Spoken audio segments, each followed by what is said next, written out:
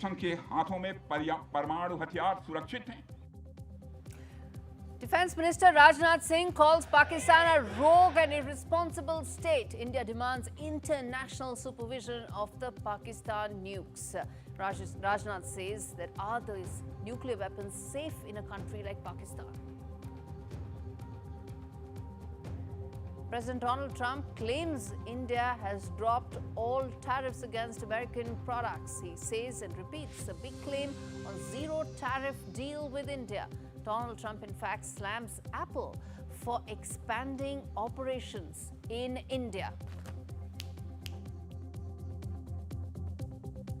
Uncertainty looms over Russia-Ukraine peace talks, given the fact that Donald Trump and Vladimir Putin are skipping crucial Ukraine peace talks, even as first direct talks have taken place between Moscow and Kiev in Istanbul. Calls to boycott Turkey and Azerbaijan grow louder in India. Indians are now boycotting Turkey and Azerbaijan because these countries now stand for Pakistan and, more importantly, against India. UAE launches 10-year blue visa for climate leaders. This blue visa is open to Indians that are working in the space of clean energy.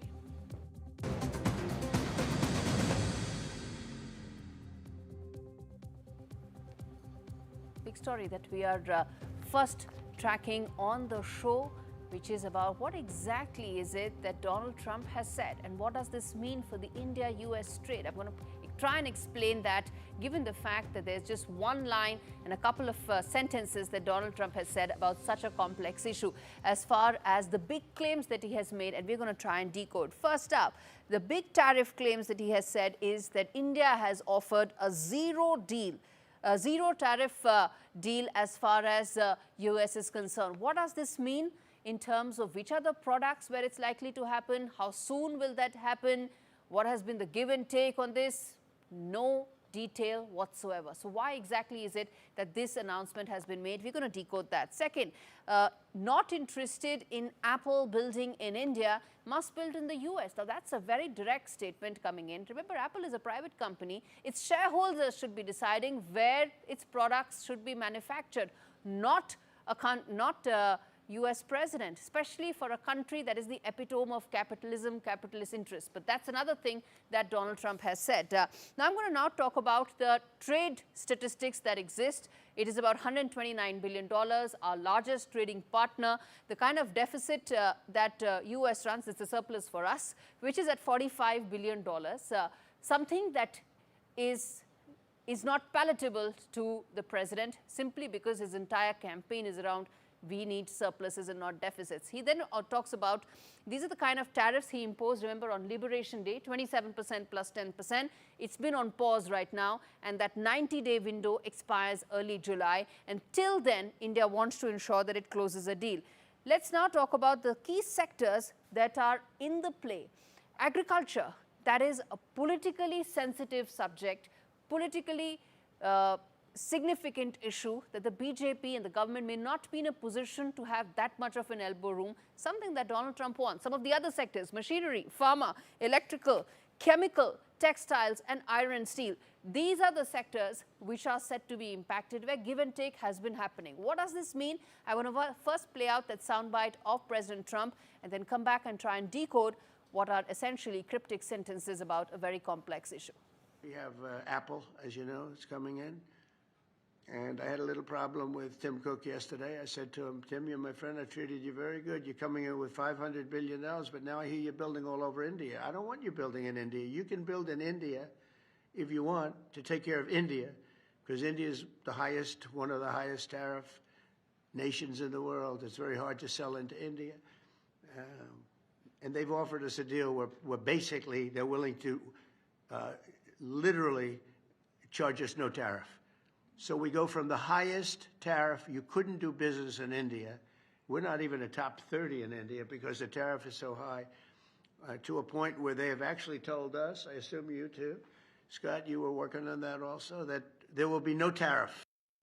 All right, the big questions that we always ask on India Global. First up, what's really behind these repeated tariff claims that Donald Trump has been making? Remember, it's just one side that's making these claims, not India. Remember, it has to be done in a bilateral fashion. The second key question that we are putting forth is, can India really afford to drop all tariffs and duties on American goods? Because this is not just about a single trade deal. It's also about protecting domestic industry, finding that perfect balance. The third, equally important, is what will India's WTO action mean for trade talks?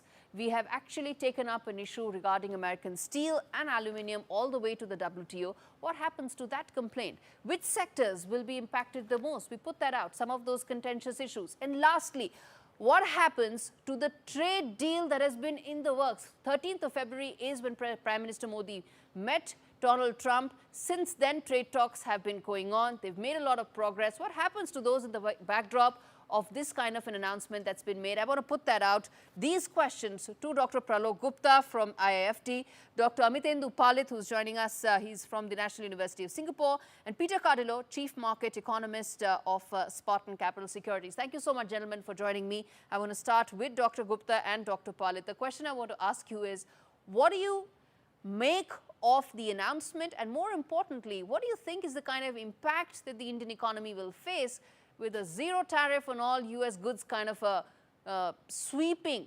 possibility of a policy action? Dr. Palit, let me start with you. Thank you, Gaurie, for inviting me on your show. A pleasure to be here with you, as always. I think when two countries negotiate a bilateral trade agreement, it is only expected that they will reduce tariffs on each other's trade. I mean, that is a given. There's nothing really very big or very dramatic about what President Trump has said, number one. The second point is that there are a lot of numbers which can be put out without they actually meaning much. Let us say if it's something like India is removing tariffs on 90% of the trade between India and the United States, what it might mean actually is that 90% of the tariff lines that are being traded between India and the US might actually be removed from tariffs. But out of those 90% tariff lines, only a few might actually be worth significant bilateral trade between the two countries. So while statistically that might appear to be a very big deal, in reality, it really does not make a very big difference. And the third point that I would like to make here is that as far as the US trade policy is concerned, tariffs are being taken as an instrument for serving multiple goals. And Indeed. the trade goal is just one of them. We have just come out in the context of President Trump's tariffs of the Indo-Pakistan conflict. Absolutely. They there's serve a big all amount of interests. cloud. Trade is just one Yeah. of them. So just hold your thought there, because I want to quickly Sure. get in Dr. Gupta with his comments regarding A, the kind of impact that this would have, and B, sir, as I said, this is a bilateral trade negotiation where back and forth is happening. Do you really think that it should just be one side making cryptic sentences, threatening an American company, which should be ideally driven only by its shareholders' interests and not by trying to appease the president? So, absolutely, Gaurie. I start with your second comment that the threatening American companies to shift their investment or production facility from India to US and making this kind of a statement that zero, I think it's all pressure tactics. And I would say that making any claim that India has offered zero tariff it's too early at this stage, because the deal is neither yet concluded nor yet signed. What is very clear at this point of time that both sides are negotiating a bilateral trade deal. They are having a good engagement. There are positive signals from both the sides that the negotiations are happening in a very nice way.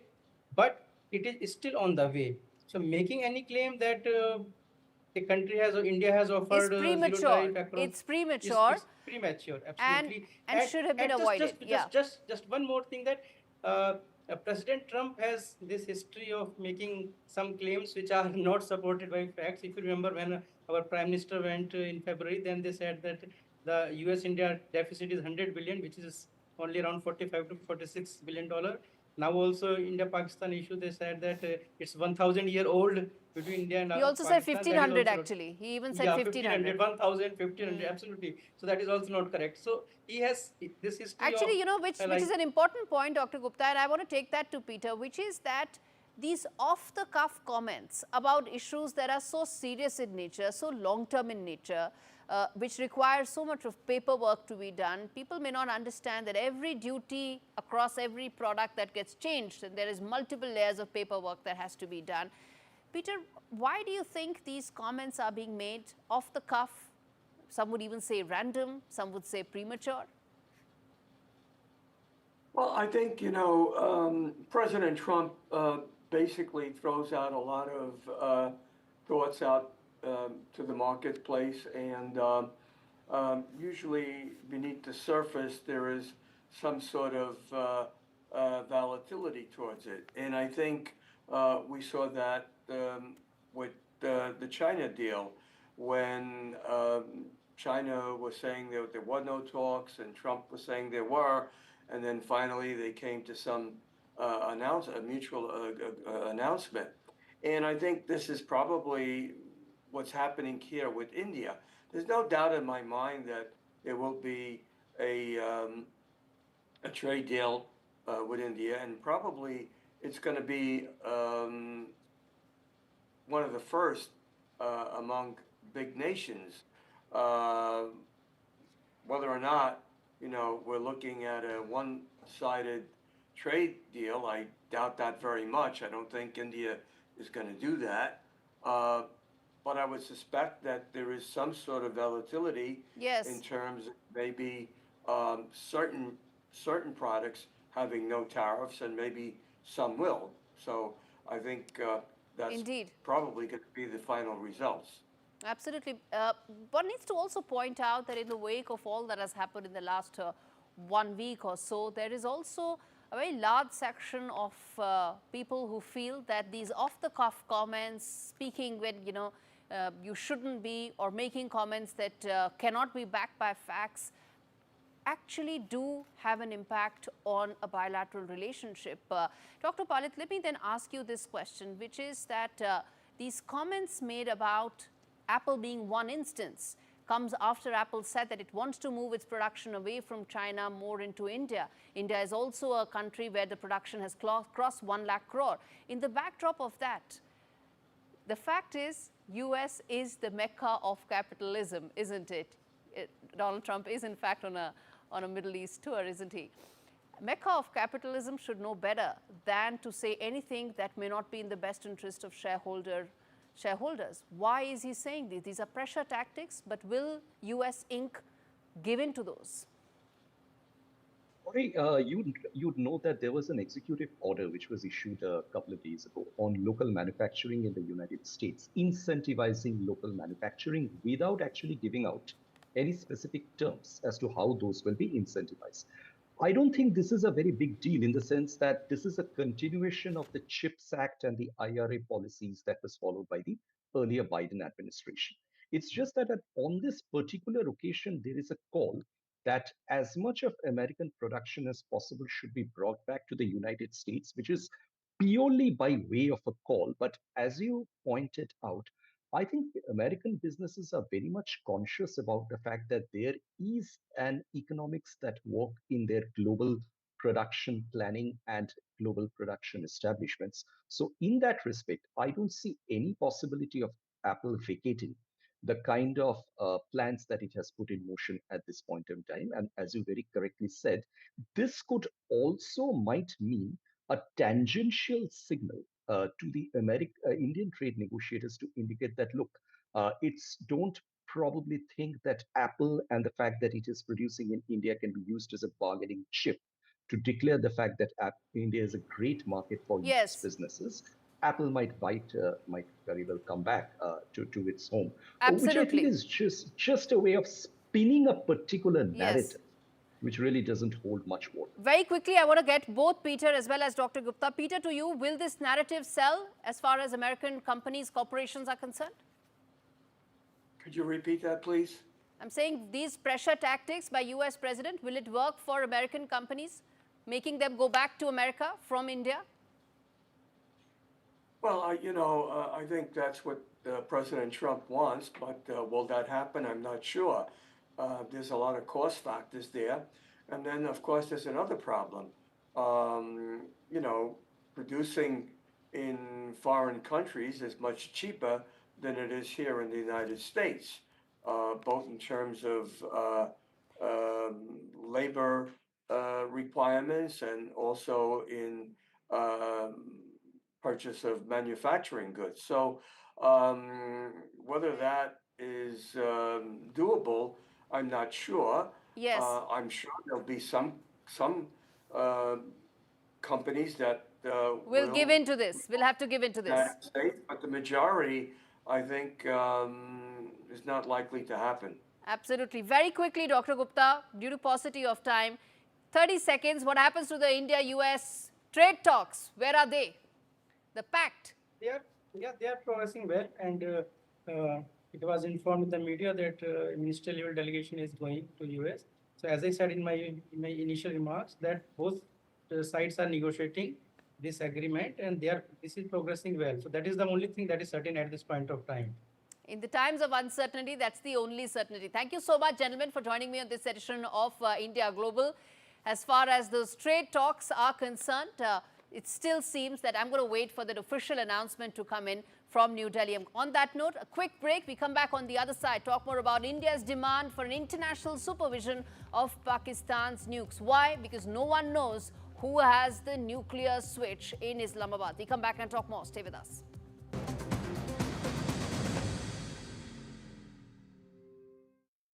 I think that there's something that's always there that I just need to uncover. Like, I know I'm gonna get there, but I have to be patient with myself. That's probably the scary part for me. And it's okay, like, if you completely pivot and change.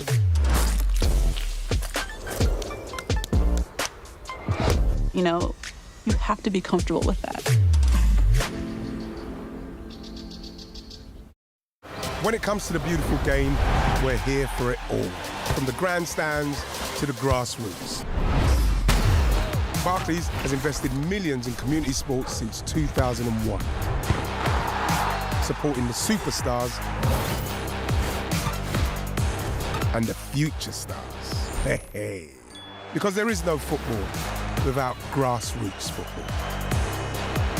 Search Barclays Football to find out more. With BetterHelp, the work is all about the relationship, finding my way to enter into their world, to see the world through their eyes. Personalised care comes from listening to the client and what they want to bring you. It's for us to just be there for them. As a therapist on BetterHelp, I think it's really important to let clients know that you see them authentically and in the way that they want to be seen. We know that living with diabetes can make daily life a challenge, and we're here to help. I felt very low with the diagnosis and very lonely as well and embarrassed. I think people don't necessarily realise the impact that being diabetic can have on you and the amount of extra decisions you have to make a day through carb counting every single thing you eat. If you're struggling with the everyday challenges diabetes can bring, become a Diabetes UK member today. Receive this informative welcome pack and Balance magazine. Balance magazine has been very good in giving me tips to manage my diabetes on a day-to-day basis. One of the things I was recommended to do was exercise. What motivated me was my love of dance, and I got that back. Join a community that really understands. Call 0800 035 7605 or go online to become a member for just £3 a month. I bought cars on finance, so I've made my claim. If our lenders charge hidden commissions, then I've made my claim. I could be owed thousands. I've made my claim. I've made my claim. I've made my claim. I've made my claim. It's so quick and simple. You could be owed thousands in hidden commissions from vehicles bought on finance since 2007, even without the details. I've made my claim. Trust myclaimgroup.co.uk. Claims made simple.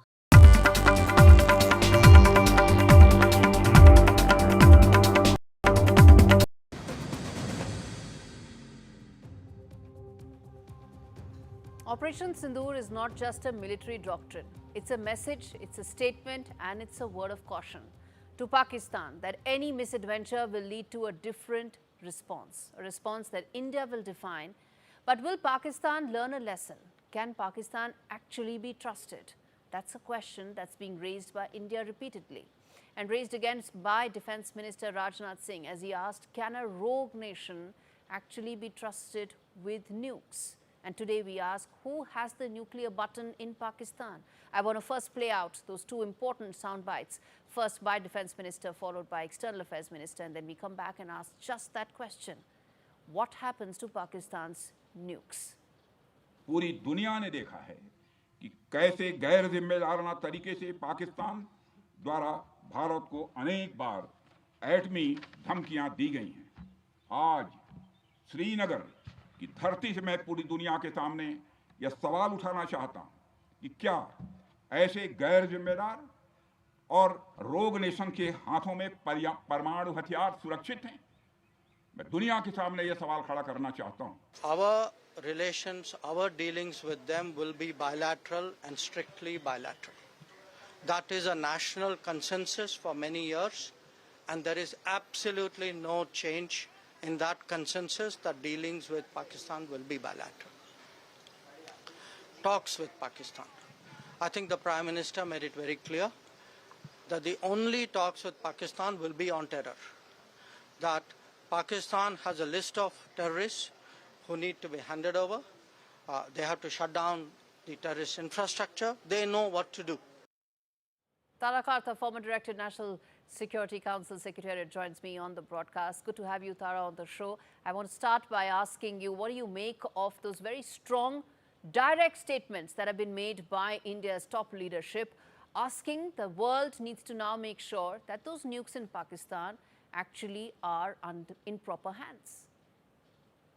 You know, actually, this is something I also felt for a long time, because I don't know any other nuclear state which indulges in this kind of thing which Pakistan does. Apart from terrorism, that is one chapter. The second is every time they feel threatened, they'll start shouting nuclear. This happened in Parakram, it happened after Kargil, it has happened on one more occasion after that when they brought aircraft out, which supposedly for US satellites to see that the aircraft are there. So they keep doing this kind of nuclear, for want of a better word, a tamasha. So it's a kind of cry wolf scenario. I don't know when these guys actually mean it, right? So it's very, no other country, no other nuclear state in the world does this kind of thing. There is a certain stability in what they threaten or don't. Number two is, there is one very serious aspect. See, just after Balakot and things, about a year and a half later, their main strategist, their nuclear strategist, Khalid Kidwai, he came out with this doctrine saying we'll have ranges from 0 to 2,500. Now the 2,500 I can still recognize. What do you mean by 0? Yeah. It doesn't make sense. So either it is a person carrying some kind of a device, you know, a terrorist in other words, will then plant it somewhere. Tara, nothing about Pakistan makes sense. And I guess that's the reason why this question is being asked. I want to then ask you this, that international supervision of Pakistan's nuclear weapons pile is something that the world needs. And how do we ensure that happens? I think the world should have, to my logical reasoning, they should have woken up by now, but they haven't, obviously. I mean, Trump is saying we should all talk together and dinner together.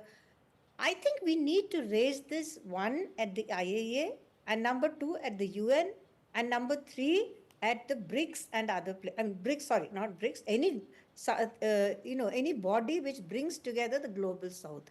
And that is our job, to get the global south together and raise this, because if there is a nuclear accident, it's not just going to affect us, it's going to affect countries all around India. You know, exactly. It's a very dangerous thing.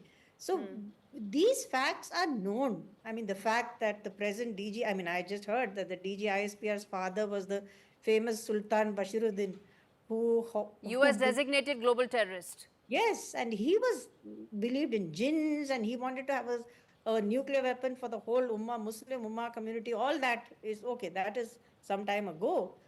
fundamentally their doctrine is at fault. Yes. That is the problem. So if as a nuclear state, you don't use that for stability like we do, we use nuclear weapons to prevent war. Pakistan uses nuclear weapons to prosecute war. That is the fundamental problem.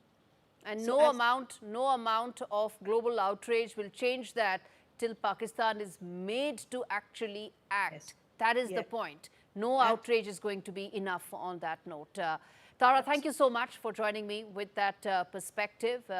And before we slip into a break, viewers, we have an update, in fact, a reprieve for Georgetown University scholar who was arrested in the Trump administration's crackdown on foreign college students was released from immigration detention on Wednesday after a federal judge's ruling.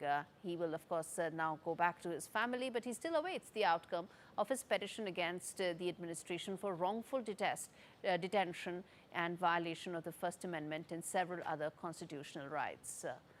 On that note, a quick break. We come back with lots more on the other side, including the latest as far as the Russia-Ukraine talks are concerned. Are they set to be anywhere, or will it be a damn squib? We come back and tell you.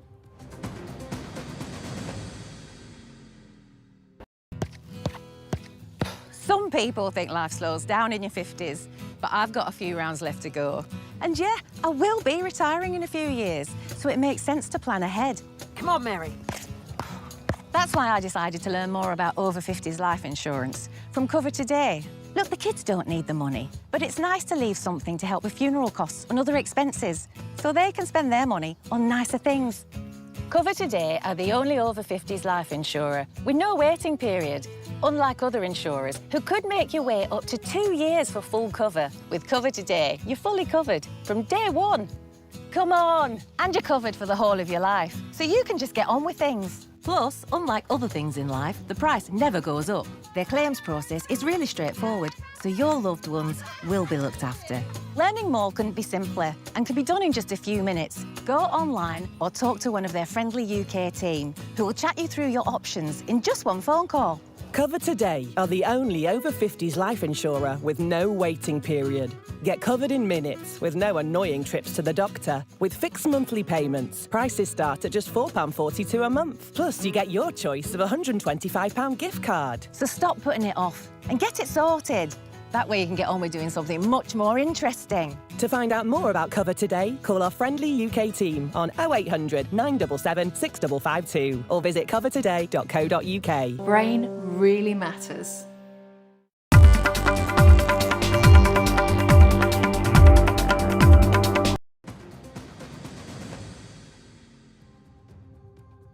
The on-again, off-again peace efforts have got a leg up, or so it seems.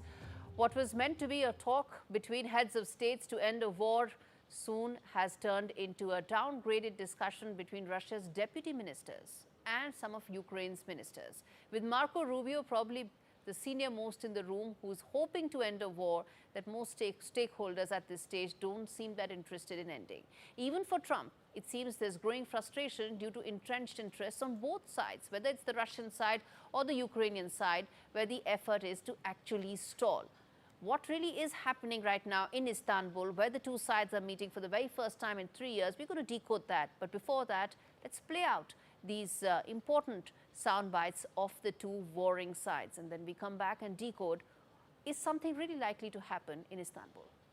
Міністерство закордонних справ, мій офіс, військові, наші розвідки, представники всіх розвідок, до речі. І для того, щоб приймати будь-які рішення, які можуть привести до очікуваного справедливого миру. Що стосується високого рівня зустрічі, ми почнемо з зустрічі з президентом Ердоганом, з усією широкою делегацією Туреччини. Ми в контакті з американською стороною, а вони, думаю, також будуть в Туреччині на високому рівні. Подивимось, але... Сначала Зеленский какие-то там делал заявления, что он требует, чтобы Путин прибыл лично. Ну, жалкий человек, но всем же понятно, кроме, наверное, его самого и тех, кто им кукловодит. Потом ему старшие товарищи объяснили, что не надо так глупо себя вести, и нужны переговоры. Кстати сказать, Запад за вот 3-4 дня последний как-то отодвинул. The big questions on this story. Let's reflect that. First up, is the meeting in Istanbul actually going to lead for some sort of a breakthrough in these two talks? Trump and Putin are absent. Zelensky is there, you heard him. Does that mean that this meeting is actually going to have no big impact? Next, will Donald Trump threaten Russia with fresh sanctions? Remember, his credibility is on the line. He said 24 hours, he's frustrated, no movement happening there. Is he now going to resort to the one thing that he has in his leverage, which is the sanctions? And let's ask that to Professor Anuradha Chinoy, former Dean and Chairperson of the Center for Russian and Central Asian Studies at JNU. And we have Vadim Halachuk, who is the Member of Parliament in Ukraine, representing Zelensky's party. And let me start with you, sir. You are one of the affected parties. And in fact, it's only the Ukrainian president who's actually there, not Donald Trump and not President Putin either. I want to understand from you, at this stage, it looks like the outcome from this meeting may be fairly limited. Greetings. We certainly didn't expect much ever since we've learned that there was no answer to President Zelensky's proposal to meet in person with Putin. The tactics are obviously drag on. The main demand which we have for Russia is the ceasefire, because that's the logic of the whole process. If you have activity, if you have fighting on the level that we do now, any serious peace negotiations are simply impossible. Therefore, we made it very clear about about what we see the roadmap for efficient negotiations. Therefore, we now use every opportunity to show that Ukraine is serious about negotiations.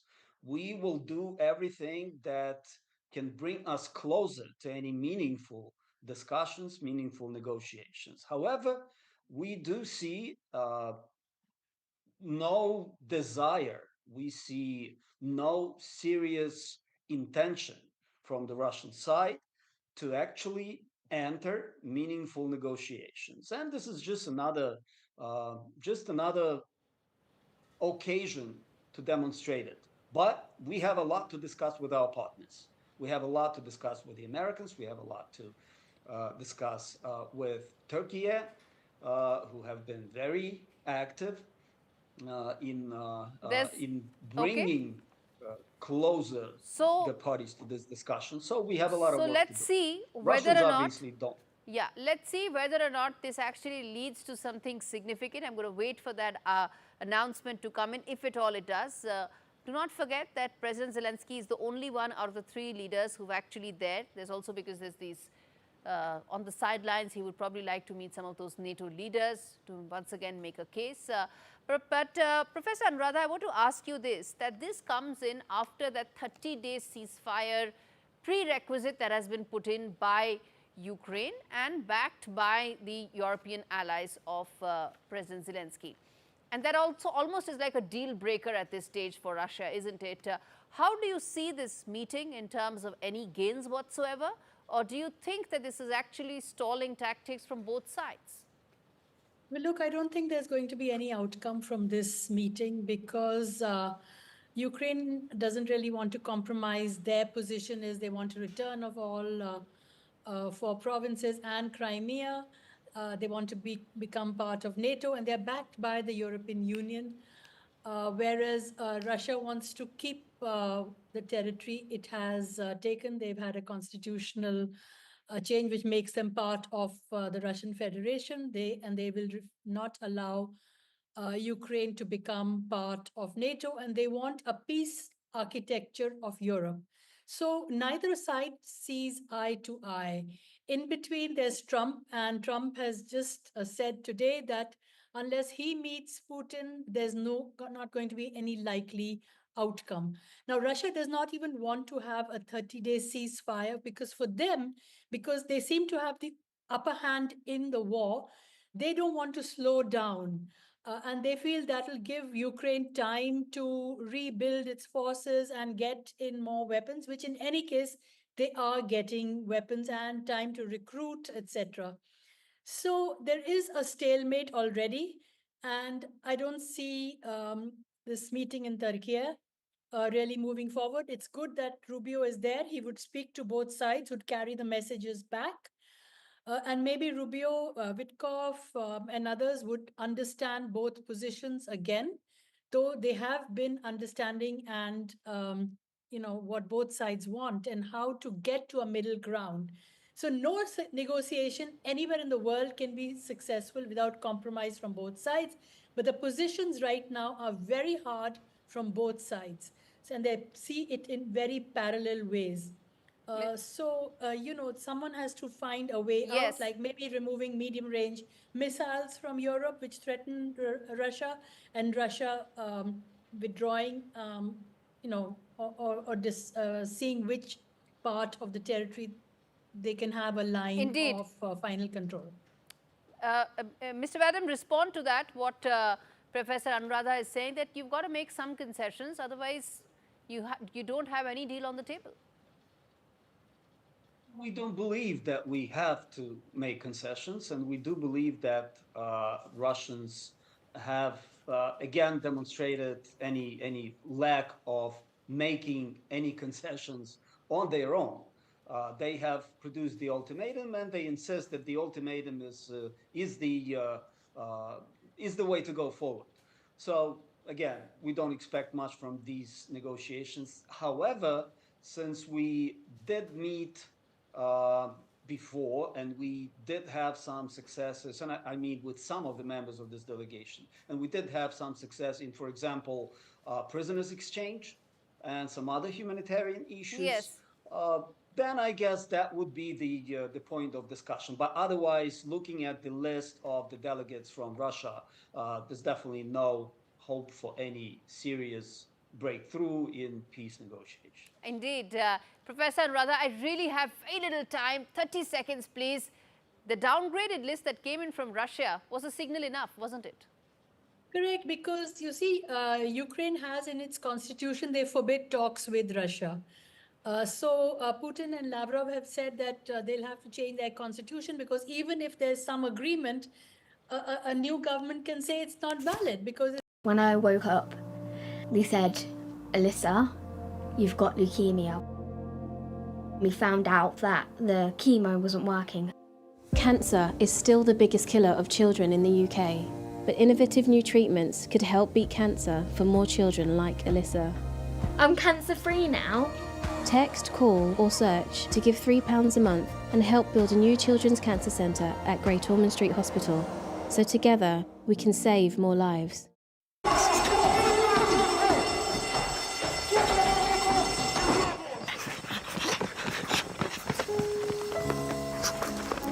What's wrong with the car? It's okay, lads. I'm with the AA. Ah, Bombay mix. Because the AA has more expert patrols across the country, you'll be back on the road in no time. No wonder more people choose the AA. Join today. If your garage looks like this, you need Tougher Man. A leading supplier of shelving for your home or business. Assembly is quick, easy and boltless. Buy one bay from just $59.99, or you can get 3 bays from only $119.99, saving you nearly £60. Plus you get a 5-year Storelex steel guarantee. Order now at tougherman.co.uk. Don't miss Sharp's half-price spring savings. Get Sharp's bespoke fitted furniture for every room, from living spaces to home offices and bedrooms. Many ranges are now half price, including our must-have Manhattan range. Our exclusive Space Plus system means we won't be beaten on space. Plus, you get our 15-year guarantee for total peace of mind. Refresh your home with Sharps this spring. Book your free home design visit today at sharps.co.uk. Some people think life slows down in your 50s, but I'm just getting started. And I don't want my lot to have to worry about funeral costs. Let them spend their money on nicer things. So I decided to learn more about over 50s life insurance from Cover Today. They're the only over 50s life insurer with no waiting period. Unlike other insurers who could make you wait up to 2 years, with Cover Today, you're fully covered from day one. And you're covered for the whole of your life. Unlike other things in life, the price never goes up. Go online or talk to their friendly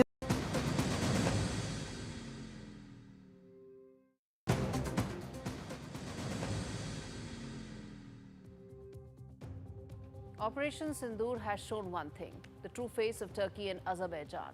And Indians have now had enough. No travel to these countries that are openly anti-India, pro-Pakistan.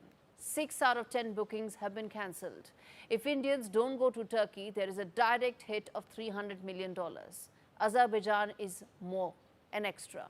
But it's the sentiment that matters, viewers, as New Delhi looks to align its strategic interests with that of its growing economic might and continues to take more decisions. On your screens are the latest measures that the government is taking. Turkey firm has now lost security clearances at key places. What does that mean? Let me now get in Ambassador Kaval Sibal, former Foreign Secretary, someone who understands this area very closely. Sir, the fact that there is now a growing concerted resentment against the measures taken by Turkey and Azerbaijan, how do you see that, and where do you see that in the larger scheme of the bilateral relations that India has with these countries? Well, you know, our relations with Turkey are quite limited. In trade, there is not much Turkish investment in India. The total volume of trade is pretty limited.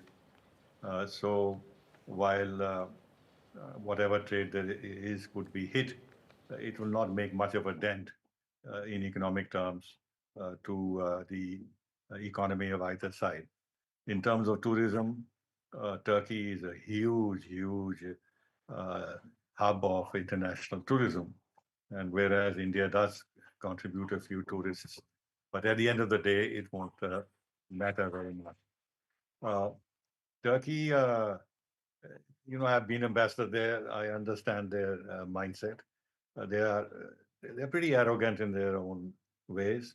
They believe that this was one country which was never colonized, and in fact, it colonized parts of Europe. So there is a great deal of hubris in that country, and they're extremely reciprocal in nature. Now, if we take some steps on the economic side, they'll reciprocate. The fact that there's now a direction taken by the government for a Turkey company where security clearance has been revoked for a Turkish company that was operating at key airports. How do you see that? Because this is not just about Indians in their personal capacity stopping travel to these countries. There is now a government action that has been taken.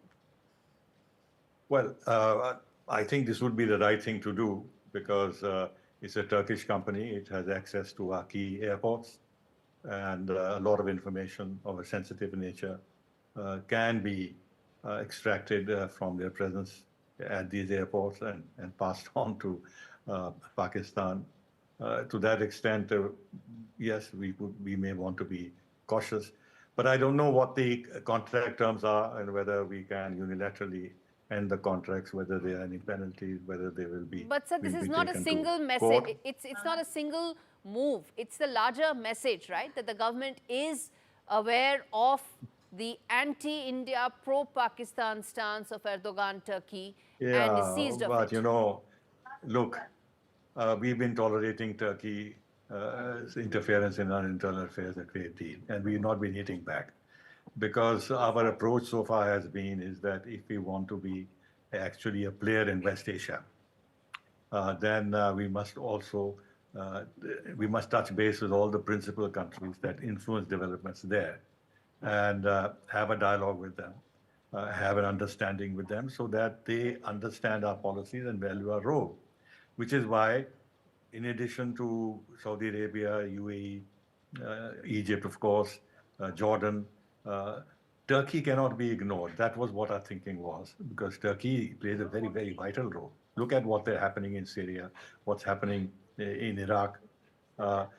Also, their relationship with Iran, that's a different story. Then Turkey and Saudi Arabia have been at loggerheads for a long time. So this was why we stayed our hand and did not actually reciprocate or react to or retaliate to the provocations by Turkey. For example, we've never raised the Northern Cyprus issue. They talk about Kashmir. We can easily retaliate by saying that you are an illegal occupation of Northern Cyprus. No country in the world has recognized their occupation of Northern Cyprus, apart from Turkey itself. They are bombing Iraq, the Kurdish people in Iraq. Look at what they've done in Syria. They've occupied parts of Syria. Look at what they've done to their own Kurdish population. Indeed. Over the years, actually grossly violated their human rights and have been in a civil war with them for a long time. We have never raised these issues because we didn't think it was necessary. On the other hand, Erdogan lately, yes, initially no, because he came to India and all that. Yes. Lately, he's become very Islamic oriented in his thinking. Absolutely. And he's supporting Pakistan on the basis of the Islamic network. He intervenes on the Kashmir issue. He's the only leader who raises the Kashmir issue, mentions Kashmir in the UNGA. Now, of course, Azerbaijan for the first time has done that. Otherwise, Turkey is in the OIC. Turkey takes the lead in all the terrible resolutions against India. But we have never reacted. So it's time that we reacted and showed our teeth a little bit so that Turkey takes note that it cannot be that they can do what they want vis-a-vis Pakistan and also arm them and this and that. So I'm glad that some steps are being taken, yes. Absolutely. Thank you so much, Ambassador Sybil, for giving that perspective. At the end of the day, Turkey wants to play the game of being the leader of the Muslim world. But those measures, those positions are now going to hit back at Turkey and Ankara, given that New Delhi is taking a position.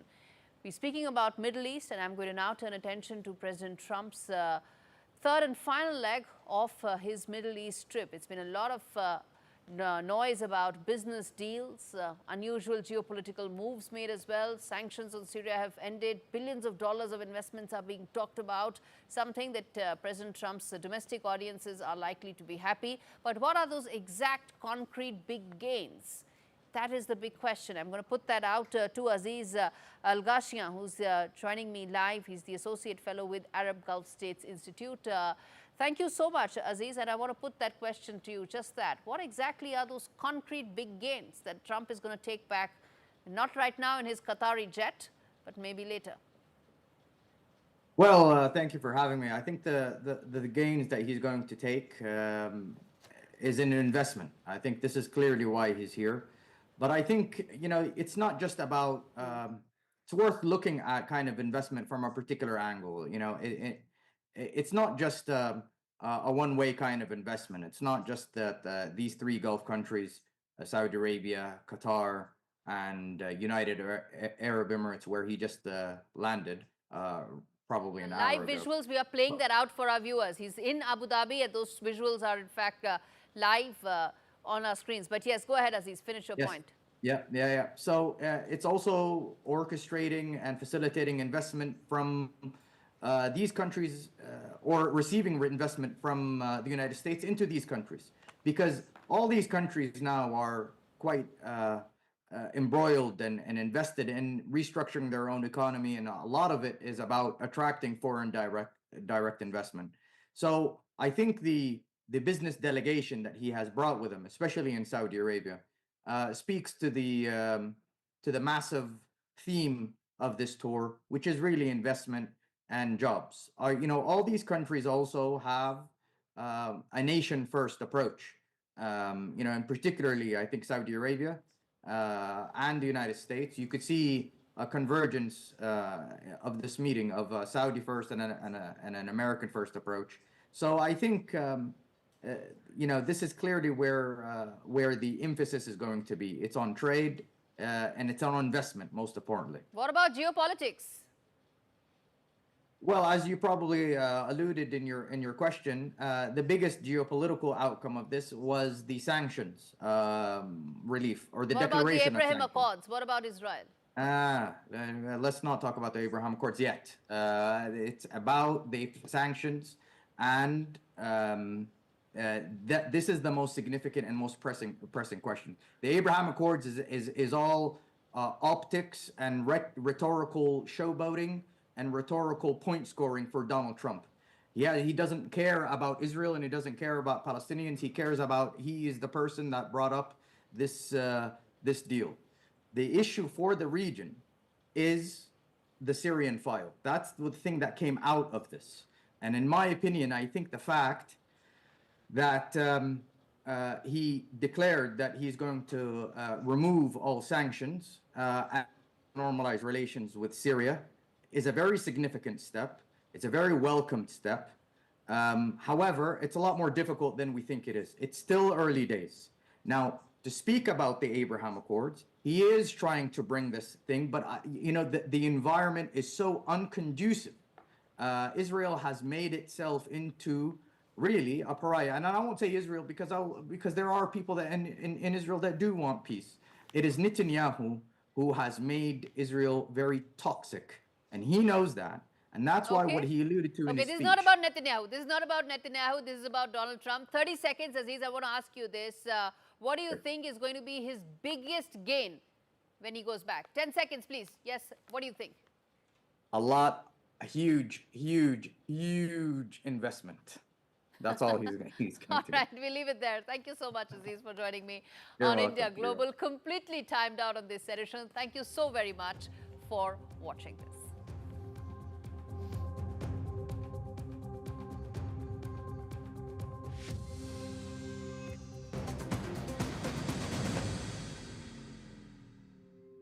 This is an important message for people living with diabetes from people living with diabetes. When I was experiencing the symptoms of diabetes, I didn't know what was going on. You go on the internet and it's full of horror stories. I didn't understand about carbs. I didn't understand. This is an important message for people living with diabetes from people living with diabetes. When I was experiencing the symptoms of diabetes, I didn't know what was going on. You go on the internet and it's full of horror stories. I didn't understand about carbs. I didn't understand about blood glucose levels. That's why the support I get as a Diabetes UK member is so important. You can become a Diabetes UK member for just £3 a month. When you do, you'll receive a practical guide specific to your type of diabetes and a copy of Balance magazine 4 times a year. Plus, you'll help support research that could lead to better treatments for all types of diabetes. As members, we're all working it out together. Call 0800 144 5410 or go online to become a Diabetes UK member for just £3 a month. Join us now because membership can help you learn to live better with diabetes.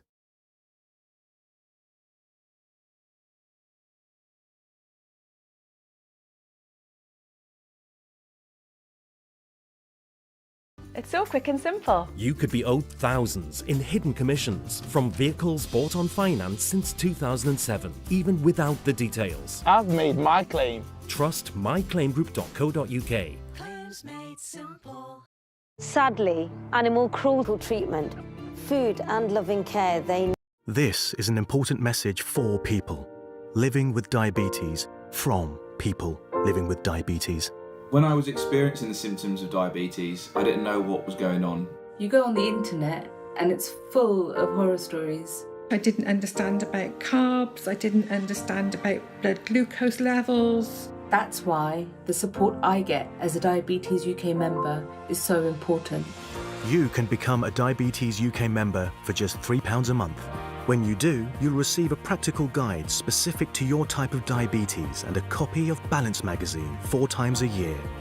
Plus, you'll help support research that could lead to better treatments for all types of diabetes.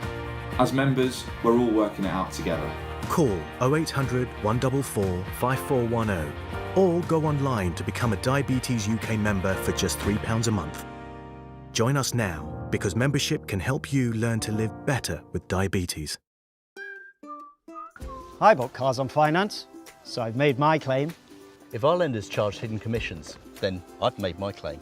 I could be owed thousands. I've made my claim. I've made my claim. I've made my claim. I've made my claim. It's so quick and simple. You could be owed thousands in hidden commissions from vehicles bought on finance since 2007, even without the details. I've made my claim. Trust myclaimgroup.co.uk. Claims made simple.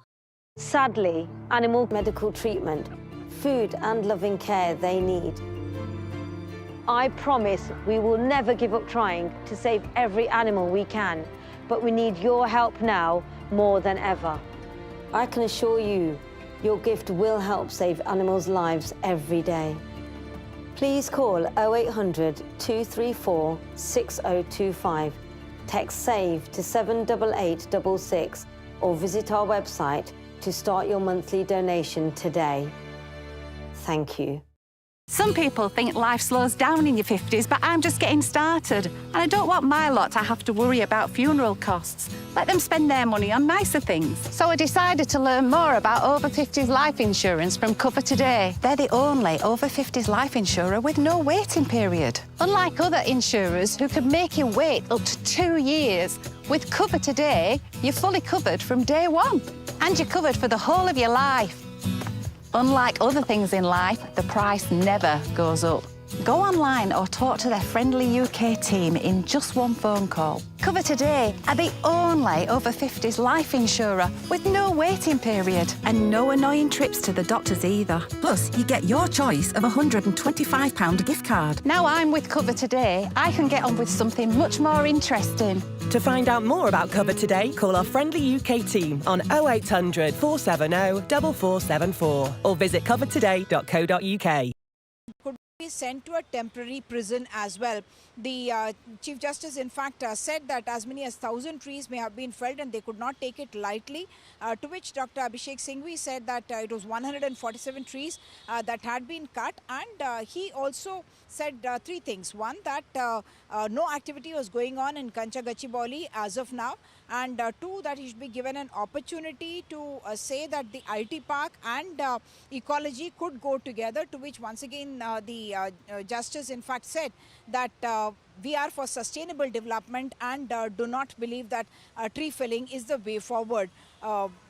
Counsel K. Parmeshwar brought up the issue of the FIRs against the college students, the HCU students who had been the whistleblowers in this particular case, but the court said that they must approach an appropriate court and not, the Supreme Court was not willing to take up the hearing in that particular case. Counsel Parmeshwar also pointed out that a Forest Department ground report had said that 60% of the area that had been cleared was either moderate or a very dense forest area.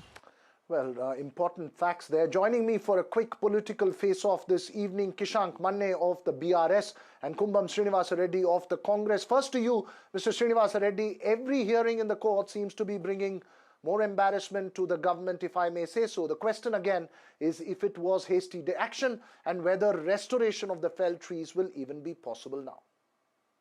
Good evening, Raghav.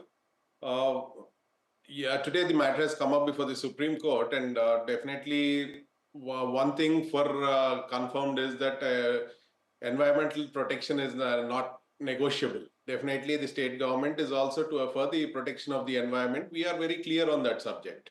That even earlier also when the government wanted to go ahead, they said that it would be on a sustainable development model, that this project would be taken up. But for unforeseen reasons, this project has got stopped. Now the Chief Minister has also stated probably in mid-April that if required, there would be an eco park in that area, and if the sustainable development model is not accepted. In the Supreme Court, we have filed a counter today stating the state's stand on this subject. So I don't think it would be much. It would be, since the matter is sub judice, I don't think it is better for me not to talk much on the subject because once the matter is in the court, we'll have to abide by what the court says. Right now, what I would say is that the Congress party is committed for the protection of environment and will definitely take up the model if permitted in a sustainable way, or it would be an eco park. That is what is the stand of the government as of now.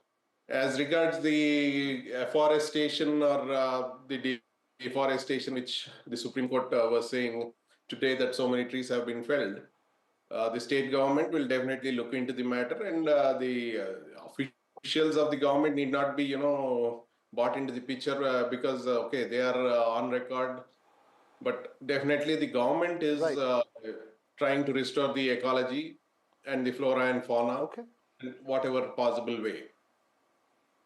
Right. Krishank Manne, you heard the Congress spokesperson there saying that the government is acutely conscious of protecting the environment. The question being raised before the court as well by the counsel for the government is that they would like to demonstrate that an IT park as well as ecology can go hand in hand. Will politics be the one that tips the balance in ensuring that the environment as well as an IT park can coexist together? Well, Veera, there is an issue here. In the last hearing in the Supreme Court, the government was asked a clear plan of afforestation and how would they restore the trees which were felled overnight by the Congress government. And today, they still come up with no plan, and no plantation or no restoration has been taken up. Number one.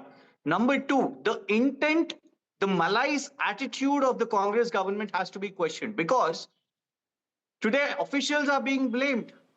Officials are being scapegoats, not just the chief secretary in this issue of the Kanchagachibowli, but in fact here, when it comes to the Hydra also, Honorable High Court has reprimanded that why was it that bulldozers are being used to demolish houses only on the weekend.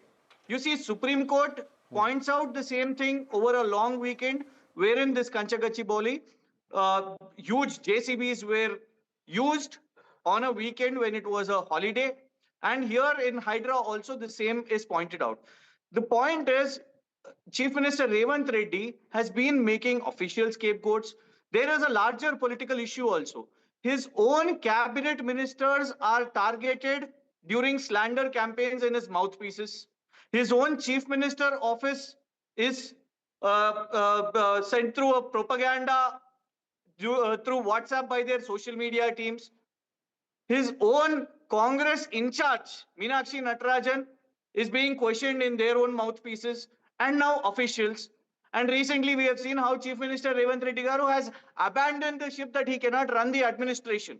Why should officials face over the false policies or the failed policies of Revanth Reddy is our straight question. Today, if Supreme Court has clearly stated that temporary prison to the Chief Secretary, isn't it Mr. Revanth Reddy who should take the blame actually?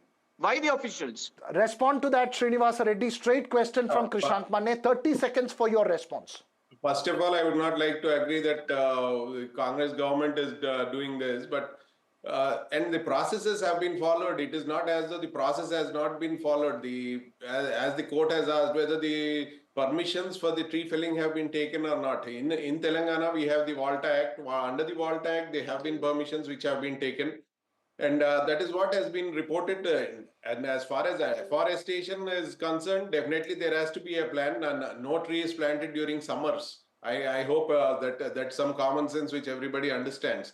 And after the rainfall, whenever it is after immediately when the first rains come, definitely there would be afforestation. It is not something which can be done just planting and just leaving it like that. Okay. If you do something, it has to be done scientifically. That is the reason there is a plan being prepared, and based on that, according to the plan, it would be going ahead. And as regards what's happening in the Congress party, internal affairs that somebody is targeting, is it proven that the mouthpieces of the Chief Minister talking against the others? That is not the... When we are talking about a subject, I do not think that is a subject to be discussed over here. It is a separate subject for that.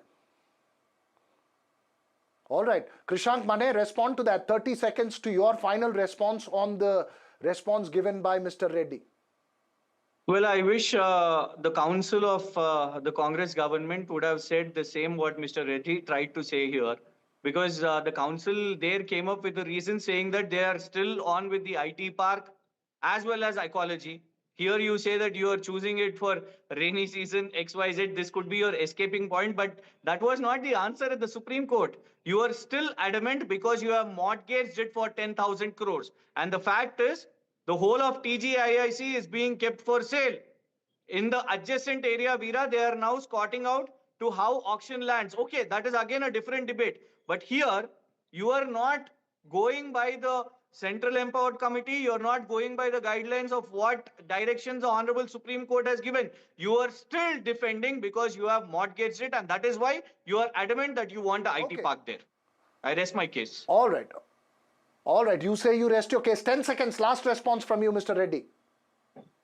As they say, TGIIC is auctioning properties. What was the previous government doing? Where will, when you are looking for development in the state, definitely some land has to be developed and it has to be auctioned, and then only investment and employment comes.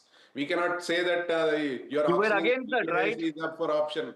What did the previous government do? Have they not auctioned land? You were against that. How are you supporting it now then? How are you doing it now then? So I there was is against it a probably. difference in stand when you're in power and when you're in opposition. Perhaps that's the truth in terms of taking protests against issues. But thanks very much to both of you for joining us here. I've run completely out of time on that discussion. Now to our special focus this evening on the rare presidential reference to the apex court that has sparked off another fierce face-off between opposition-ruled states and the centre, or is about to. President Murmu asked the apex court its opinion on whether the court can invoke its inherent powers and impose timelines and manner of conduct for governors and the president. The reference comes against the backdrop of the recent verdict of the apex court in the case where Tamil Nadu had challenged its governor's actions. The court had ruled that assent of a governor was deemed to be given for a bill if there was no action within 3 months. That verdict was seen as a victory for opposition-ruled states which have had confrontations and run-ins with Raj Bhavans in various places. The president's reference, which raised 14 questions before the court, said there were quote-unquote conflicting judgments of the Supreme Court on whether the assent of the president under Article 201 was justiciable or not. The questions included even whether a governor is bound by the advice of the Council of Ministers, amongst other constitutional points that were raised. Strong reactions came in from Tamil Nadu Chief Minister M.K. Stalin, who alleged that the reference had sinister intent to undermine the constitution and federalism, and called for opposition states to unite on the issue. A quick political face-off up ahead on this, but first listen in to senior advocate Siddharth Luthra. This reference, to my mind, is to determine what is the way going forward. To what extent will the Supreme Court direct governments, governors and presidents to act, and to the extent that they will determine and sit over the jurisdictions of governors and presidents. The issue today is, can a governor, and that is something which will have to be answered by the court, can a governor or any other, or the Honorable President, sit over a legislation, and can it render governance null and void? The issue here is not just about the powers of the president and the governor, the centre and the state. It's a federalism issue. It is also an issue about how we are going to deal with the rights of the citizen to have governance. Well, it's an important case constitutionally. Joining me live this evening, A. Saravanan of the DMK, a lawyer himself, and Anurag Naidu, who's an observer who has taken a stand in favor of the centre and the BJP on this issue. Remember, politics on one side, the other part is a constitutional face-off. Saravanan, the president is well within her constitutional rights, some would argue, to raise the questions before the apex court. In fact, the reply of the court could well establish and even perhaps reiterate or give greater clarity on contentious issues. Why bring a political opposition to it at this stage? Yeah, the question is not weird that whether the president has the power or not. Definitely the president has the power under Article 143 to seek an opinion, the advisory opinion, invoke the advisory opinion of the Supreme Court. But for what reason? That is the most important question. If you look at the questions framed by the president, they all look very say juvenile, in the sense that, a first-year law student would be able to answer that. We don't need a Supreme Court reference to answer those questions. Everything is very clear in Article 200. And when there is a judgment by the two-judge bench which has made everything clear, if they are aggrieved by the judgment, try to get a review or just wait until it is overturned by a superior bench. Please take that judgment. You can't, if you don't like that judgment, that too by the Supreme Court, you cannot, just because you are the ruling party, you cannot allow the president to invoke. See, everybody is aware that the judgment given by the two-judge bench is binding precedent. And whatever this opinion, this reference made by the president is not going to overturn the judgment, or it is not going to have any impact on the consequences made by the judgment. So why are they doing this now? They are doing this now so that they are giving a figment of relief to the governor. The governor is shamelessly sitting in his post even after an indictment by the Supreme Court. The Supreme Court has said extraneous considerations. The governor has acted under extraneous considerations. When a constitutional court rebukes another constitutional authority in such dire terms, is he allowed to continue? This is allowed. This is filed only to give a leeway to the governor, to give a figment of relief to the governor, ensure that his tenability is there for him to continue as a governor. There is nothing to it. A bare reading of Article 200. Yeah, I think more than getting into the legal nuances and the legal tug of war, what I would probably say is this is the time where our integrity, to uphold the respect to the highest chair of this country. How much do we respect the opinion? I mean, look at how Her Excellency has acted in this matter. She's not given any, I mean, of course, it is well within the power of the president to also overrule things as the chair may seek so. But she has chose to seek the opinion of the courts in this matter, not give a unilateral direction. Now, this is where it gets interesting. Whereas the courts outrightly undermine the power which is given by the Constitution to this constitutional authorities like the governors and the presidents, outrightly demeaning their power in a blatant broad daylight. And that is where the entire questions came in. Was the conduct correct? The purpose of the reason why the courts are willing to do that is not under question. What's under question is the discourse, and the question is, the way it was done. Are you not, Mr. Saravanan, in favor of having this debate in the parliament? Are you not in the favor of, passing this through the, of course, legislative assembly? You can also pass resolutions, give recommendations to the center. There is a democratic process in place. Why are you not interested in the democratic processes and we're willing to seek, some kind of coverage from the courts? Anurag, Saravanan's point is very clear that there is a judgment of the two-judge bench. If you have a grouse with it, go to a higher bench of the Supreme Court. Why use a presidential reference which cannot undermine or overturn the judgment of a two-judge bench at this stage? He says it is only, his accusation is it is only purely to make sure that Tamil Nadu governor's position is tenable. Who's using? Tamil Nadu is not the only state in the country, Veera. You need to understand, president is not, I mean, are we saying that president is acting on somebody's direction here? I mean, that is something we need to introspect. The president, as the highest chair of the country, is acting because there is a legitimate question. The vice president himself had to voice out his opinion. And of course, how long can the president keep quiet, which is the interest of the country and the people and the system? I mean, it is a duty to intervene in some form. And this is very legitimate, and it is very graceful of her to, respond to this. To ask for an opinion. See, it's very, very basic knowledge that the president does not act on their own accord.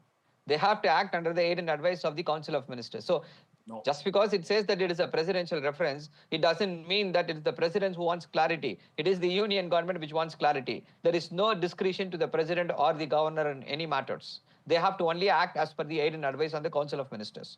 So, it is very, very clear that it is the BJP which is doing this. And the question, there are two aspects to this.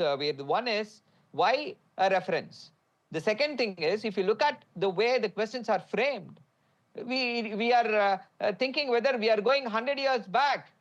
If these questions are answered in the affirmative, we will be looking at the Government of India Act 1935, where the British governors were given unbridled powers, overriding the constitutionally, democratically elected chief ministers of that time. We did away with all that with the advent of the Constitution.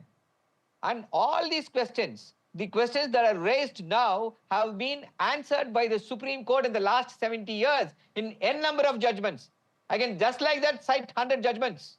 Shamsad Singh case is the landmark one, and several cases they have found out. They have given a clear verdict as to what is the power of the governor. The governor is a rubber stamp. He's a postmaster. He's a yes man. This is the tone and tenor of the judgment of the last 70 years.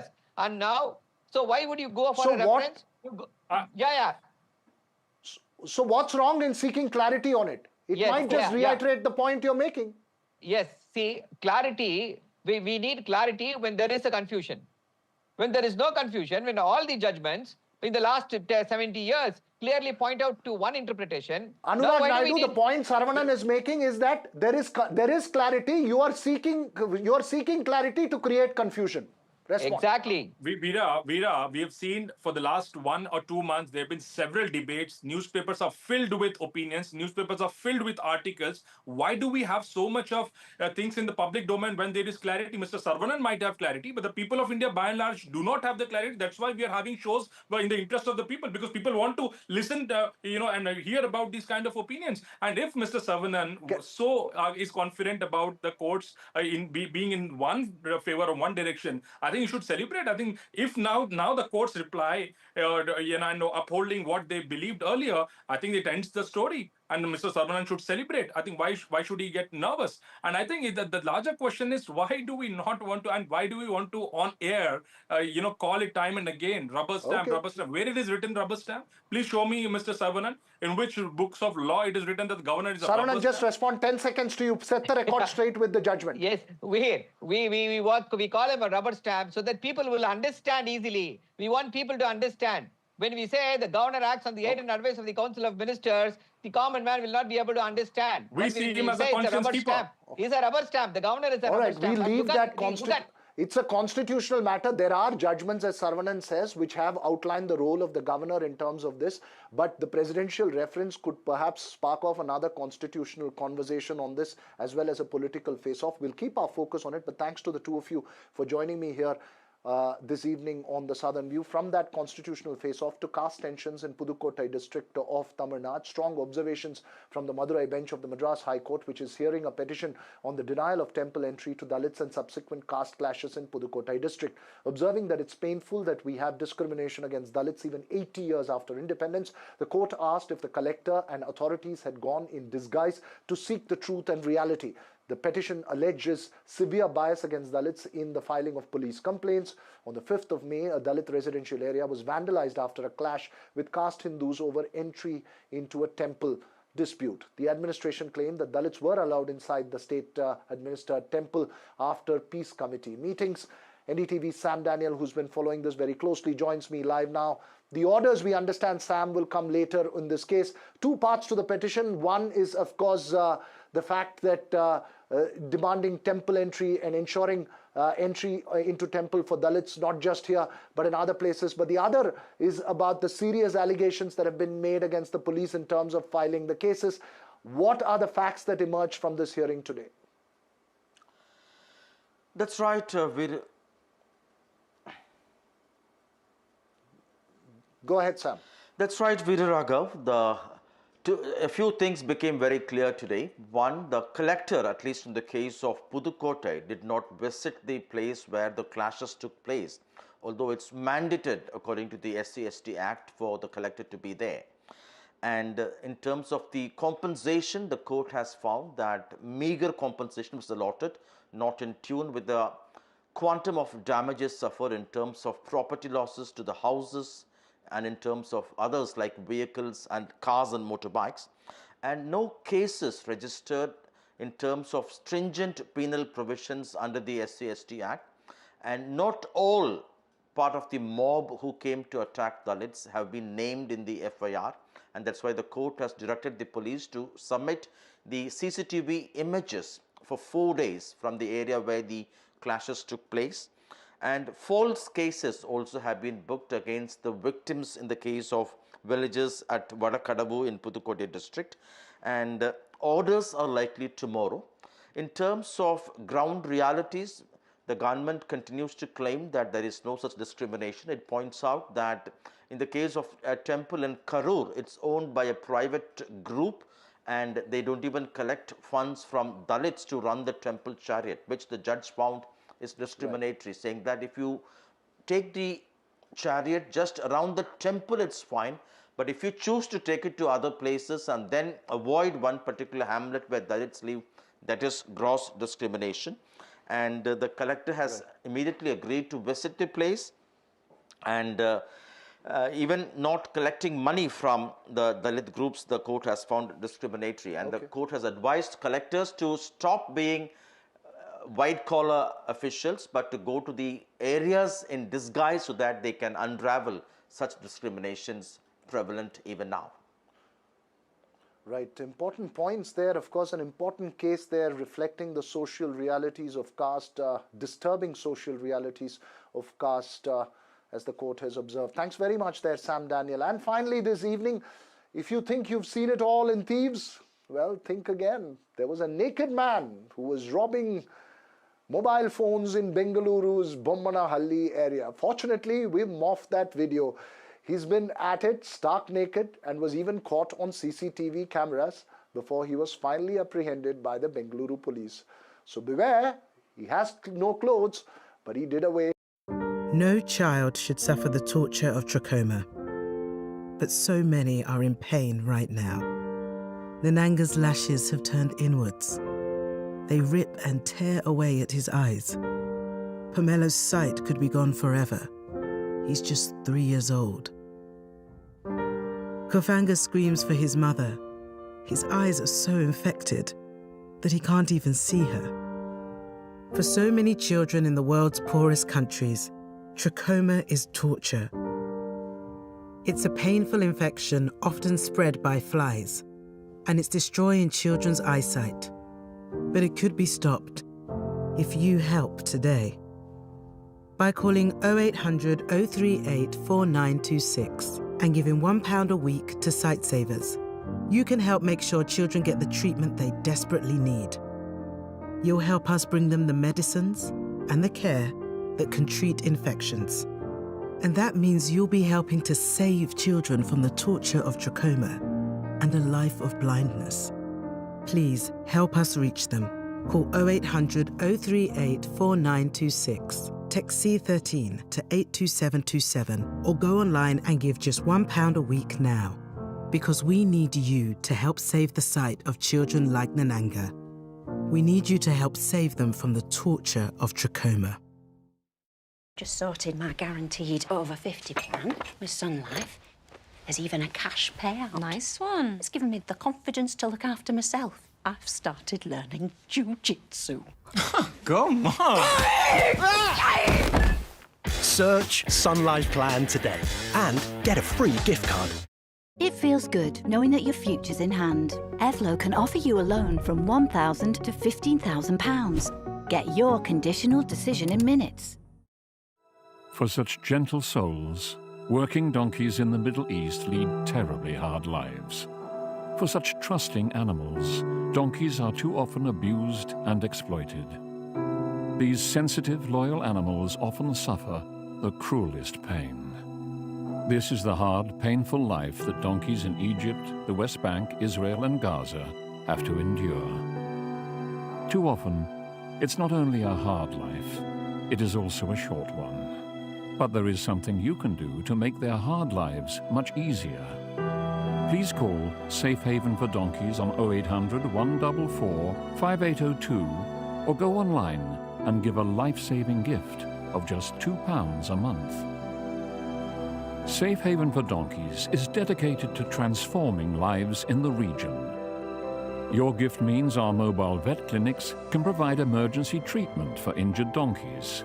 We heal wounds and ensure donkeys aren't suffering. We also work with local communities, helping them to look after and cherish their donkeys. You'll help make sure there's always a place at our sanctuaries for abandoned and abused donkeys who have nowhere else to turn. Please call 0800 144 5802, text SAFE4 to 84902, go online or scan the QR code and give just £2 a month and help change a donkey's life today. When Tony passed, we wanted to celebrate him his way. All he ever spoke about was bite this, bite that. I'll never forget our first date. Huge grin on his face as he rode up on that big noisy thing. And that's exactly the way he'd want to be remembered. At Co-op Funeral Care, we know everyone is different. That's why we offer funeral plans to funeral services that are personal, every step of the way. This year marks the 80th anniversary of VE Day, and to commemorate this historic occasion, we're pleased to announce the official release of a new 50p coin. Celebrating the day that marked the end of World War II in Europe and brought long-awaited peace to our nation, this official new 50p coin has been plated in 24-karat gold and can be yours for the introductory price of just $2.99. Postage is free. Demand for this new 50p coin is certain to be high, so call 0800 988 1468. Head to veday50p.tv or scan the QR code on screen to secure this valuable keepsake for you and your family. The stunning design features a young couple embracing in the streets while the VE Day celebrations continue around them. This 50p is the first in a new series of 50p's highlighting the key moments and events of VE Day. So don't delay. Head to veday50p.tv now. Attacked and abused online because India's top diplomat just did his job and articulated the government's position on pausing hostilities. Now, this is about dignity of women and how we perceive women, and this is also about dignity of a nation. We will discuss this episode today, what really happened and who needs to be held accountable and what is the impact of this on public discourse. We will be joined by a panel of guests, but first, here are some reactions. Divya Singh के बारे में इन्हें मालूम नहीं कि वो कौन है और न एयर ऑपरेशन के जो इंचार्ज थे एयर मार्शल अवधेश कुमार भारती न उनके बारे में मालूम था वरना इन्हें भी गाली दी व्योमिका सिंह हरियाणा की जाकर और एयर मार्शल भारती पूर्णिया के यादव हैं तो तीनों तो पीडीए के थे एक को मुसलमान समझ के गाली दी एक को राजपूत समझ के कुछ नहीं किया और भारती के बारे में जानकारी नहीं थी और जब पेपर में आ गया तब ये सोचने को विवश है कि अब क्या करें। विंग कमांडर व्योमिका सिंह का अपमान केवल व्योमिका सिंह का अपमान नहीं है, वो भारत की बेटी का अपमान है, हर भारतीय का अपमान है।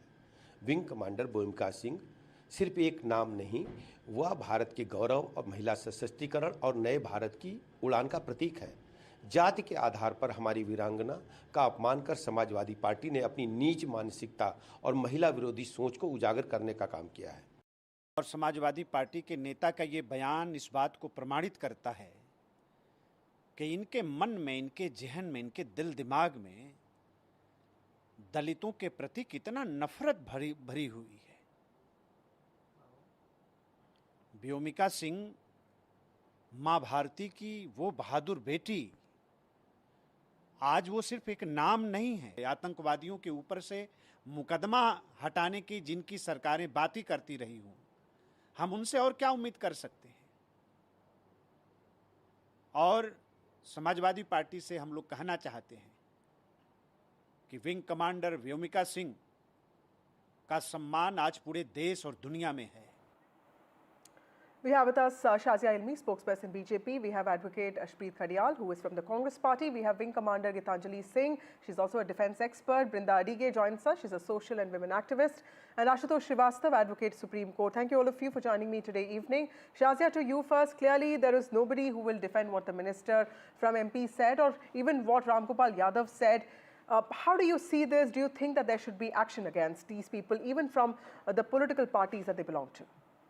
Yeah, absolutely. And I can speak for my party that there will be action against this minister who has said something so objectionable and actually hurt the sentiments of the entire country. I think it's completely reprehensible, the kind of language that is used. But more than the language is the mentality, is the way to look at even officers from the government as Hindus and Muslims and belonging to one, caste or the other. So I apologize with folded hands when it comes to my own party person, but I feel there should be they should not be allowed to get away with it. I'm very glad there are very strict charges that have been slapped on him.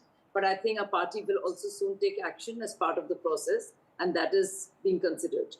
Right, Shazia, I'm also, today we were not expecting the BJP to join, but, for the BJP spokesperson to say this is also, quite, admirable. Ashpreet, clearly it is not just one party, or for that matter, from Ramesh Biduri to Randeep Surjewala to Ponmudi, who is from the DMK, to Vijay Shah. So clearly this runs across parties, the way people see women, and also, the utterances that they use in public speeches. There's often, no mindful thought put into how they should be talking about women, especially women who are like Sophia Qureshi, for that matter, even any woman for that matter. How do you see this? Because this, this cuts across party lines. This is not a political thing anymore. And these are men who have spent years in politics. Vijay Shah has been in public life for last 30 years. Yes. See, first and foremost, गलती की माफी होती है, गुनाह की नहीं. And this is extremely unfortunate that the Bharatiya Janata Party has called a serving colonel a sister of terrorists. And despite that statement, Mr. Modi has not uttered a word. He has not condemned it. He has not expelled him from the cabinet. And he has not been expelled from the party yet. We want to know it from the Bharatiya Janata Party. Are you going to be supporting and siding with your minister, your 8-time MLA, when he is equating the army with terrorists? Is that what the Bharatiya Janata Party is going to be doing now? And number two, despite the fact that the Honorable MP, High Court, directed the DGP to register FIR by yesterday evening and imposed 152 and 192. 152 is basically endangering the unity, integrity and sovereignty of India, and 192 is promoting enmity between different groups. And you want to be having people like Vijay Shah in your party, you want to be defending such people, having such ideologies.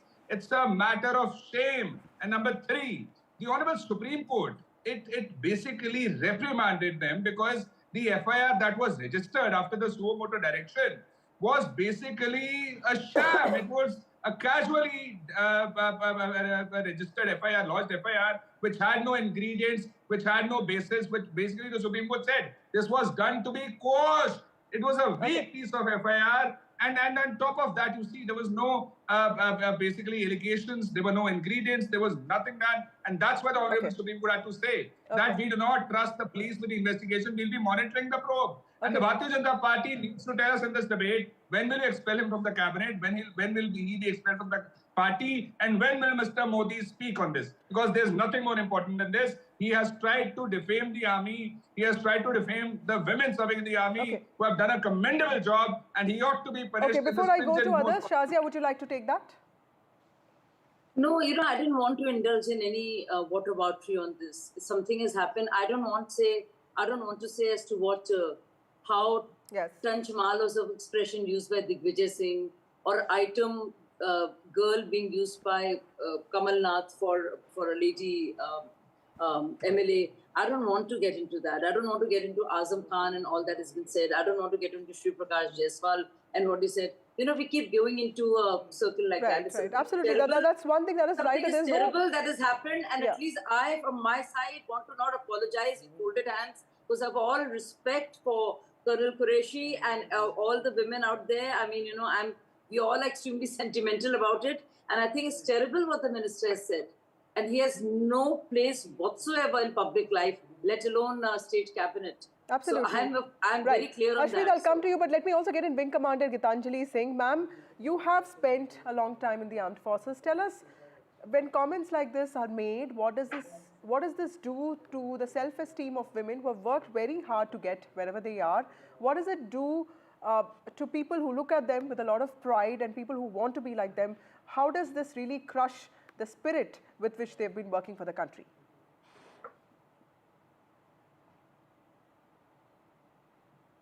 Ma'am, you'll have to unmute yourself. Vasudha, I would like to say that, there is nothing that can come in the way of determination or the patriotism of all people who wear the uniform. Of course, when we look at our political parties or the leaders making any sort of comments irrespective of caste, creed and religion on anyone serving in the uniform or has been there. It is a jolt definitely but I'll say that when the political will is visible with such operations, we do our task and that's it. And the only aim, and when we wear the uniform, we know what is our target, what are we supposed to do. I don't think so.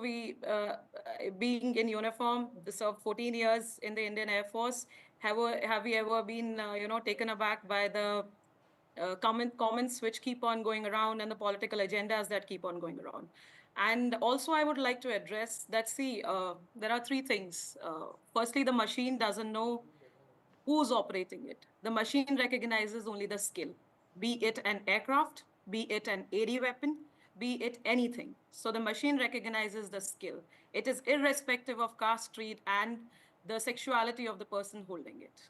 Second thing, the uniform personnel, when we all get together, when we are there in our units, squadrons, and operating with each other, we don't know who comes from where. And what are the beliefs? The only belief that we believe in is patriotism. We fight for our nation. And that's it. Right. The chapter closes there. So we don't go around beating around the bush, talking about all this. And I think that's immaterial. But yes, of course, there lies a lot of responsibility when we make any sort of comments on the national media. It definitely reflects upon the nation that we are. Right. India has proven its might by armed forces operations and the development that we're there. So it's like, where are we heading with such comments? I don't know. Where are we still, lingering around with? Right. Brinda Adige, when we were young, we used to be told if you study well, if you reach a position of power, then people will look at you with a lot of respect. But, be it an actor, be it, even somebody who belongs to the armed forces, even if the society values you a lot for the work that you do, you're not really, such comments will keep happening, especially on women. How do you see this, of course, this entrenched patriarchy, but clearly, is there a way to fight something like this? See, this is absolutely entrenched patriarchy, like you said. But worse is the impunity. Impunity because these men who are supposedly elected representatives, politicians from very big parties, know that they cannot be touched. Did the BJP party leader or the SP party leader come out and condemn this? No. Did my Prime Minister say anything about it? No.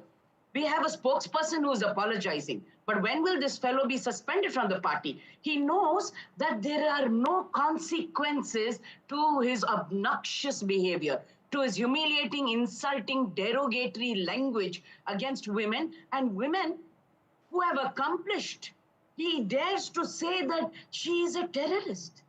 If this is the kind of language he's using, then what the hell are they continuing to keep him in the party?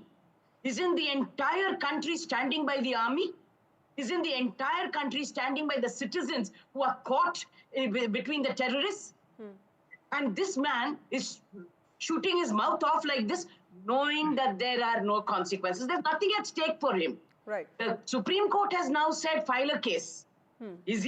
Has he come and apologized? No. Why should he apologize? Only the Supreme Court. Tell him to come and apologize in the same mic like he made that statement over there. And then strip him of any position. Why are you worried about votes? Right. Do you want such a nalayak fellow to represent any party or even the citizens?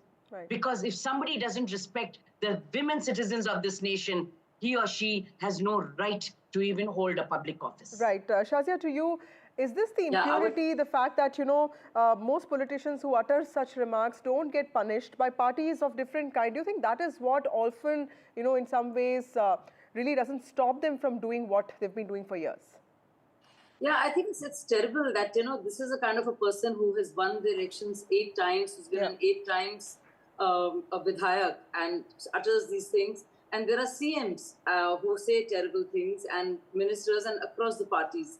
But I don't think some of what I heard just now is true. The party is taking action against him. Action has been taken by the courts. Party is clearly saying that this is not correct, what has happened. And he will not be, there will be no olive branch, so to speak. I think when you talk about somebody like Colonel Qureshi or Wing Commander Singh, we must also realize that this is the same government and the same party which has ensured that there are those women who are there at the forefront giving information on something like what is going on into our conflict. So a party and a government which believes in that, in actually showcasing our pride, our women there, would not obviously want leaders like this. So this would be a direct contradiction, right, to what the PM's vision or the government's vision would be. So I don't think there is any scope for that, for people like him to say this thing. Ashmeet Karyal, this is a very important point that Shazia is making.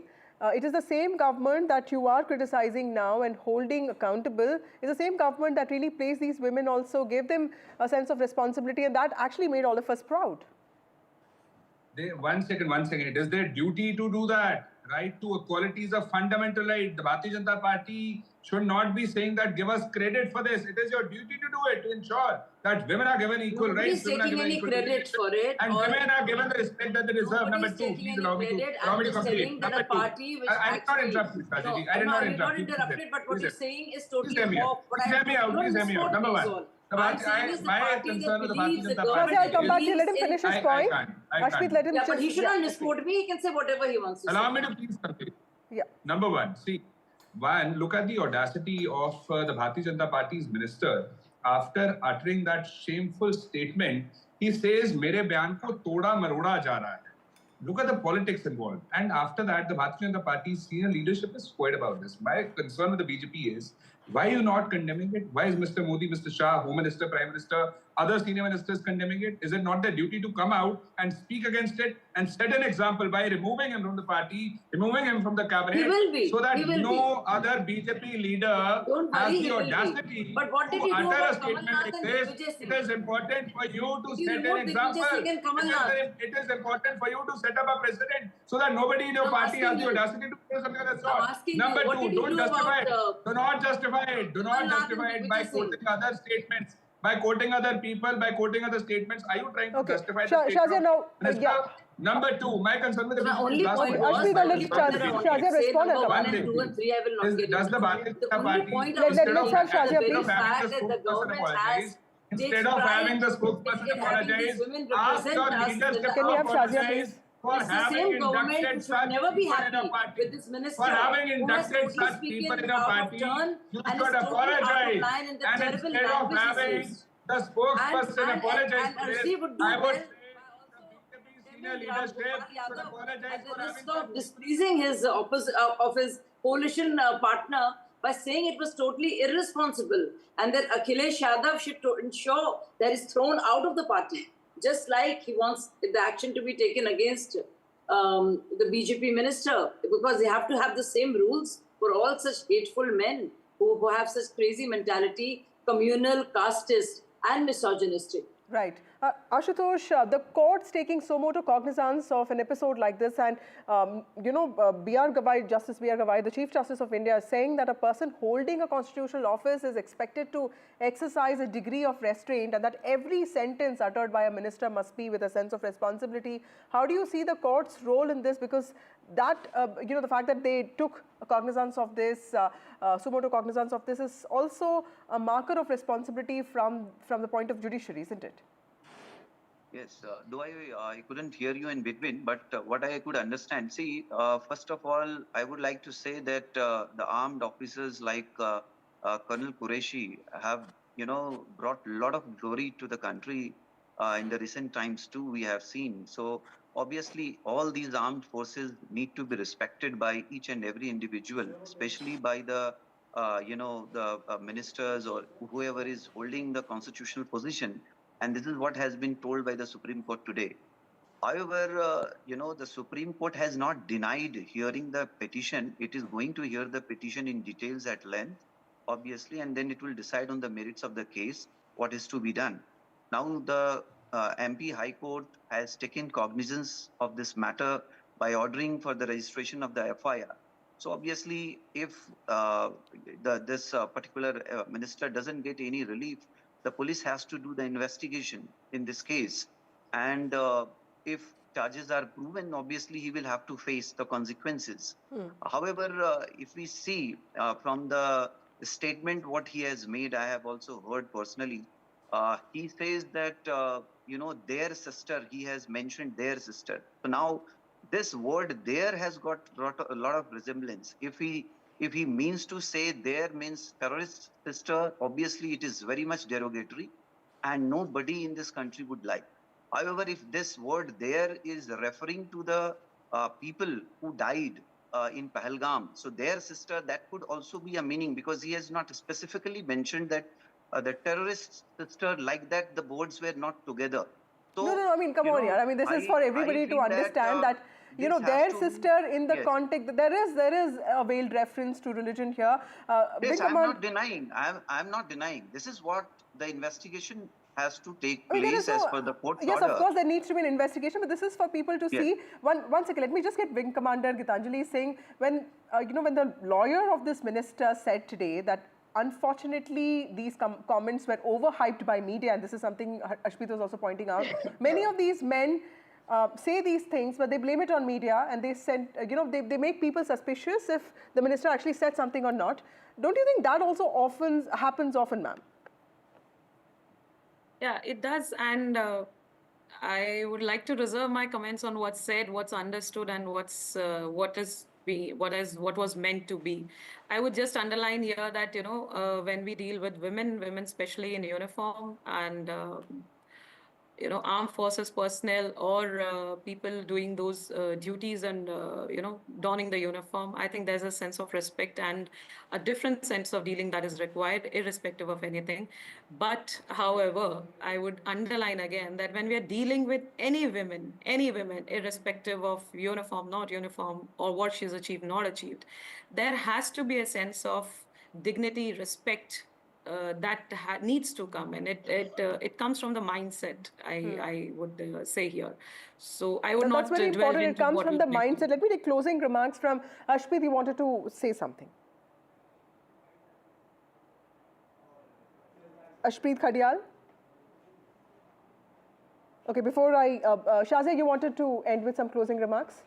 Yeah, I mean, I think that this issue is concerned. Ashpreet, I'll come back to you. Let Shazia finish. I'll come to you. May I kindly complete? Yeah, Shazia, please continue. Yeah, so I think, what happens in these matters when it comes to terrible comments that are made and